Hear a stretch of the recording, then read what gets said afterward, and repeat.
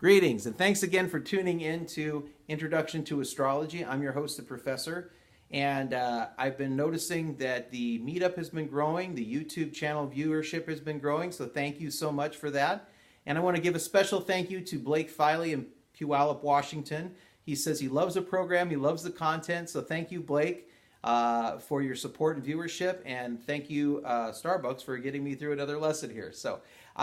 Anyway, I wanted to launch into the nuts and bolts of this next episode, and there are four main concepts in astrology, and the first concept are the planets, okay? And the planets are, again, in this ancient definition, the wanderers of the zodiac. They appear to wander against an apparent fixed background of stars.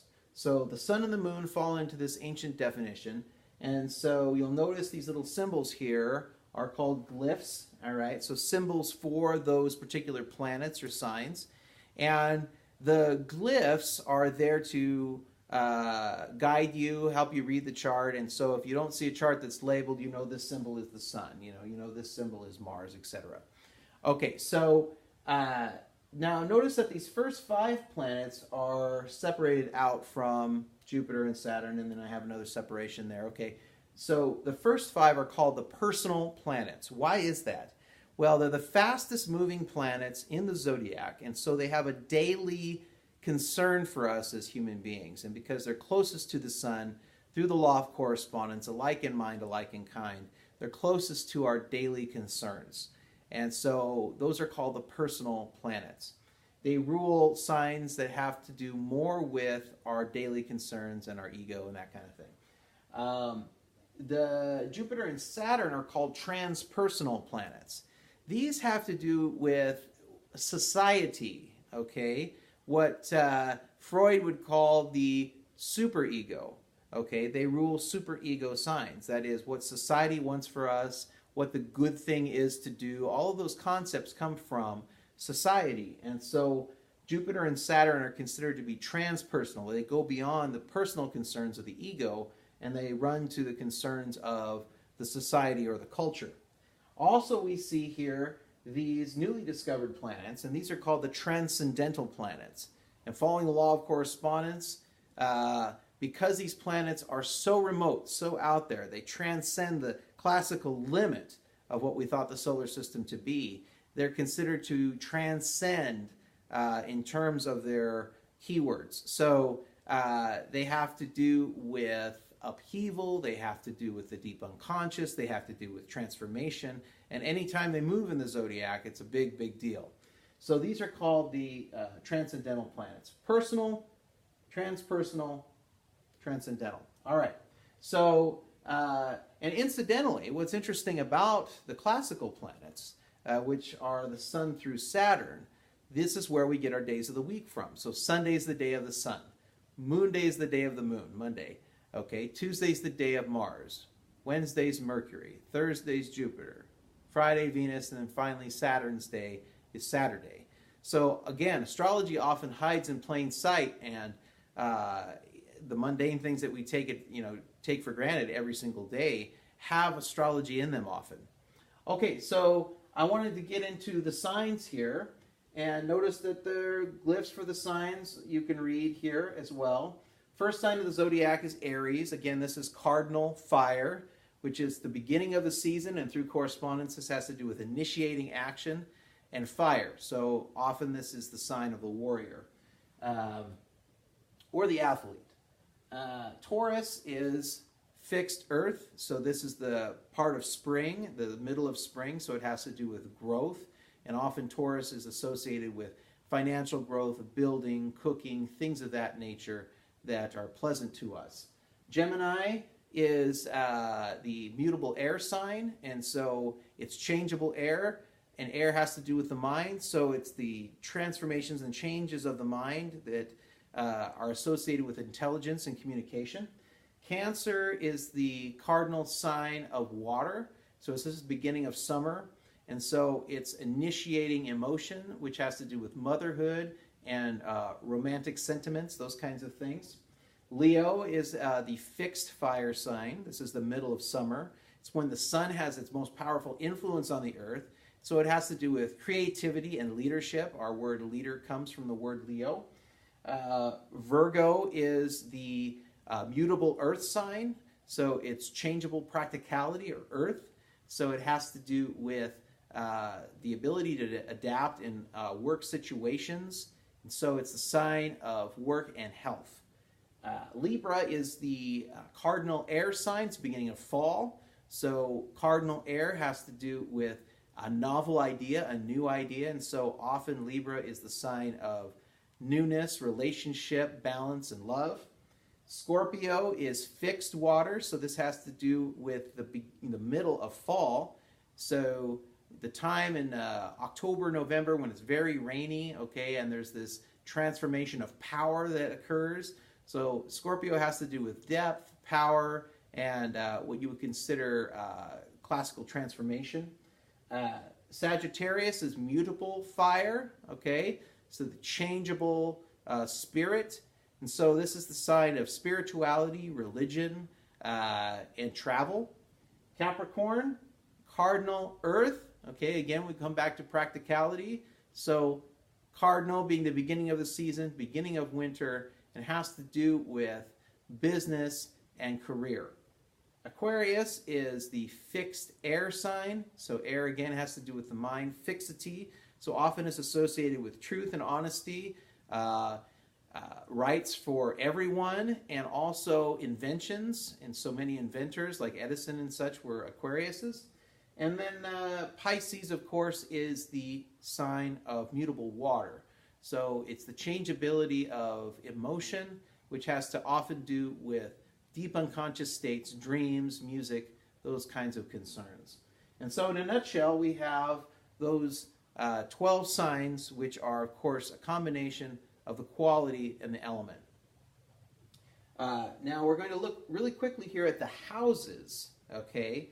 And every chart has 12 houses in them, and there are different house systems, and the system doesn't really matter very much. I mean, there are Placidius, equal house system. It doesn't really matter, though, for our discussion, really what the house systems are.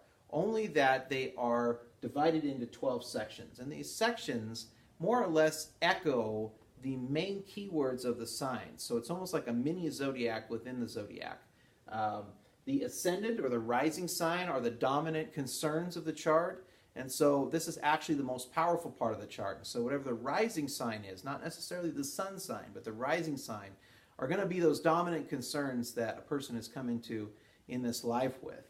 The Imam Coli is the cusp of the fourth house. This has to do with family and family concerns. And so the domestic realm of a person's life, this is the concern of the Imam Coli. The descendant has to do with the cusp of the seventh house, is associated with the echoes of the sign Libra.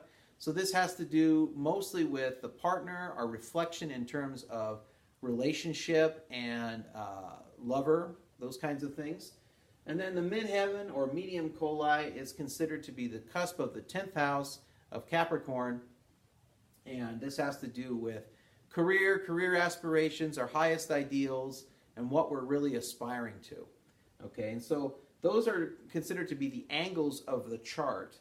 Now the other houses have important concerns, but they're going to be probably more important in terms of understanding the ascendant, the descendant, midheaven. Those are going to be ones that people come back to a lot in terms of a chart reading.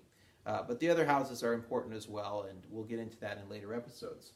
Finally, we're looking at the aspects. An aspect is just a fancy term for angle, okay? And so I think it was Goethe who said that geometry is visual music. Geometry is visual music. So you will see a lot of this visual music depicted in the zodiac. And what happens is planets, when they're going through the 12 signs and enter into these different houses, will make angles with other planets. And those angles are meaningful, okay? The first angle is the conjunction. So a conjunction is essentially an angle of 0 degrees. And you'll hear the term orb, which means, give or take about 10 degrees usually, or 8 degrees. And so with the allowable orb, this conjunction is planets that are very close together, okay?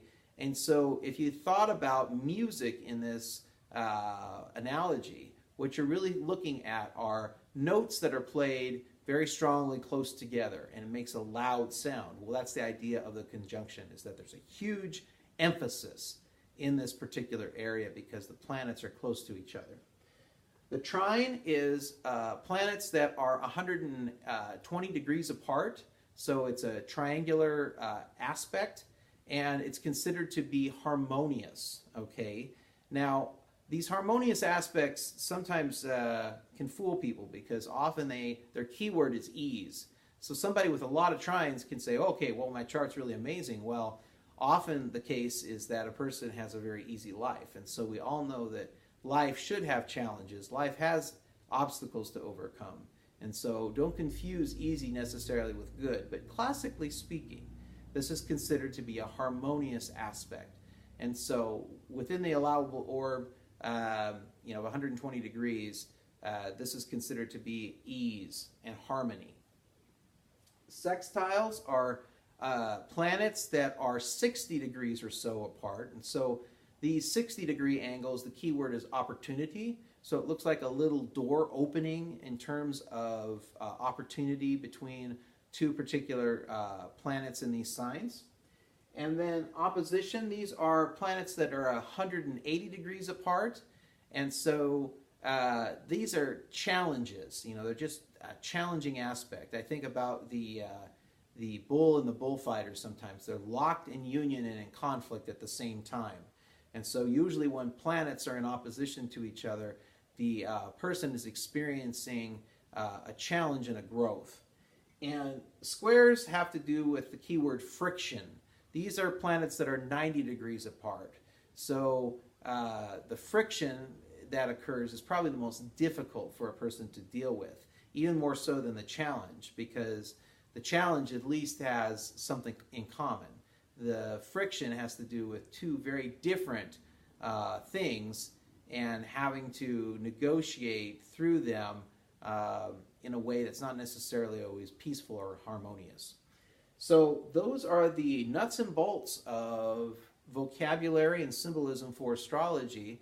What we'll be doing in this next episode is looking at how these all fit together and astrology as a system itself. And as we do that, we'll start to understand how to read charts, and then we'll progress into understanding the planets. Hey, thanks again for tuning in, and as always, be the change you wish to see in the world. Thanks again.